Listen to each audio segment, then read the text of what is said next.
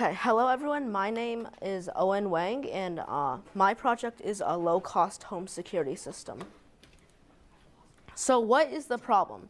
So the problem right now that we are facing is that low-income people get robbed more, but they can't afford the expensive home security systems like ADT. For example, ADT is $52.99 a month with a $99 equipment package. So as you see, that is very expensive. And if we see this chart here, the high-income people get robbed 13% of the time, but the low-income people get robbed 34% of the time. So my goal is to make a home security system that is low cost, like around $15. And then to also use, so in order to do this, I had to use materials that are relatively low cost, and I had to provide a reliable system with enough features. And so basically this is how my code works. So first, so I'm just gonna show. Okay, so basically first when it starts up, okay, I guess this is a bit small. So basically when it starts up, it will tell you to enter a master password. So I'm just gonna take 1, 2, 3, 4 as an example. So then you press, so then it goes to a default screen. So on the screen, if you press A, then it will arm the system. So this will give you a 10-second countdown for you to get out of the house. So yeah, so now that it's armed, so it will check for motion. And so if it's no motion, then I will do it again. But if there is motion, for example, my hand just moved over. Then it will start an alarm. So then you will enter your password, and then it will turn off. And then then it will go back to the default screen. So here, if you press B, then it will enter change password mode. So on this, if you click A, then you can add a new password. If you click B, you can delete a password. And if you click C, then that will change your master password. And so for my cost here, this is all the stuff that I have. So the total cost is $18.09. And then this is just a prototype. So this number will subject to go down if it gets mass produced. And so why is this product better? So this product is better because this costs only $18.09, while the other priciest, the other cheapest thing is $14.99 a month with a $374 equipment package. And so installation, this product does not require much installation, and the size is relatively small. And so since these two are both true, you can move this place to place. So if you want to move it from the front door to the back door or to a window. And then so functionality, this also has enough functionality to protect people. So in summary, you can see that this device is currently workable for consumers, and it is better than competitors because of cost, installation, and size. So for my future goals, I want to use RFID instead of passwords. So this way you can just take a card and then just tap it on the box, and that will unlock it for you. So this is more helpful with elder people who can't remember passwords as well. And to use SMS, so basically if someone tries to go into your house and it detects, then it will turn on the alarm, and it will send you a text message telling you that someone just went into your house. And then to add cameras, so this way you can help the police find out who it is, or you can see for yourself if it's only an animal, like your dog's like running around your house or something. And door sensors, so to see if your door has opened or not. And gas detectors to see if you have a carbon monoxide inside your house. And so yeah, that is my invention. Very well done.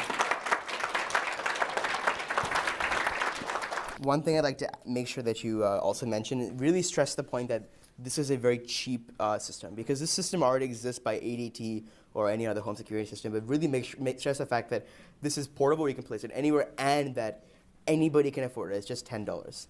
And I think the key word you want to mention there is that this is a one-time fee and not a subscription service. So you mentioned that it's much cheaper, but really it's the cost. There's a cost per device, right? You're expecting multiple such devices in a home.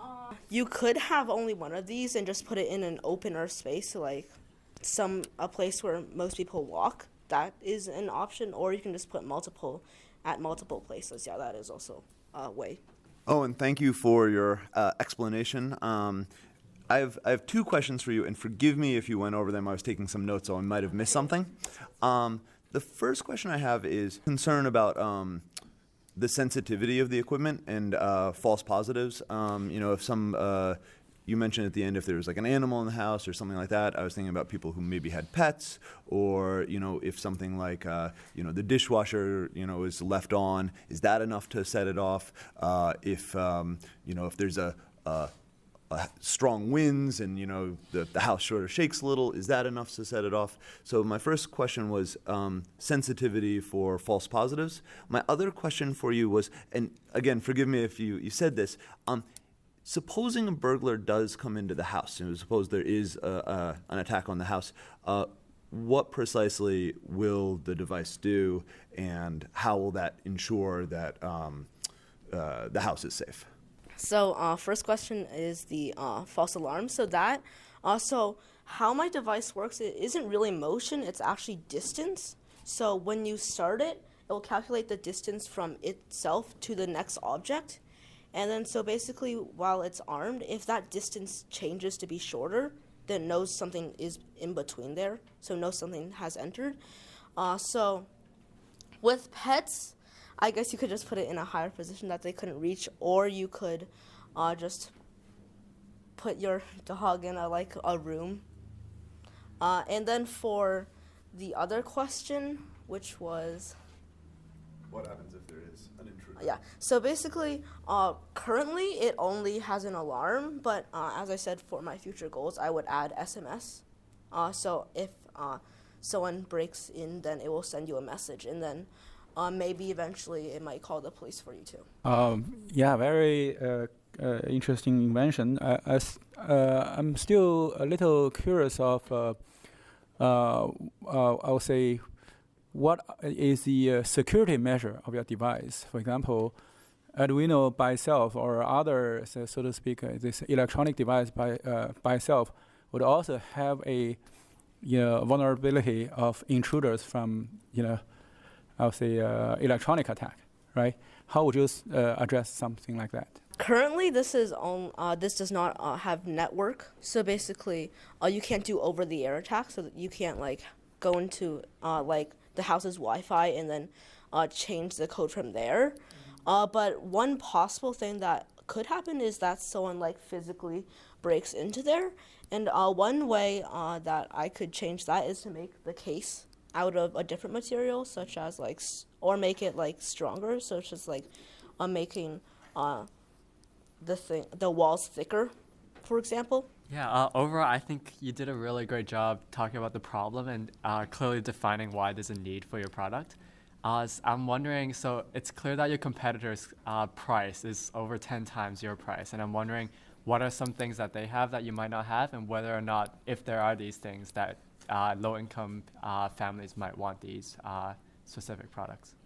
So some things that they don't have, I have mentioned, such as cameras, door sensors, gas detection, stuff like that, and etc.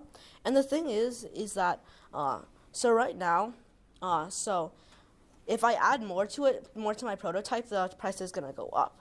But then if I start mass producing it, then the price will go down again. So it should stay about even. So even when I add more stuff, people would still be able to afford it. One thing I want to mention is that that your invention is a one-time fee. So ADT, these are subscription services, and now basically you're buying the hardware, and then you're paying subscription for them to actually look after the house itself. So because this is a one-time thing, over time you're paying less than you pay for ADT, and over time it's still going to be a lot cheaper because you're not spending any additional money after you buy it.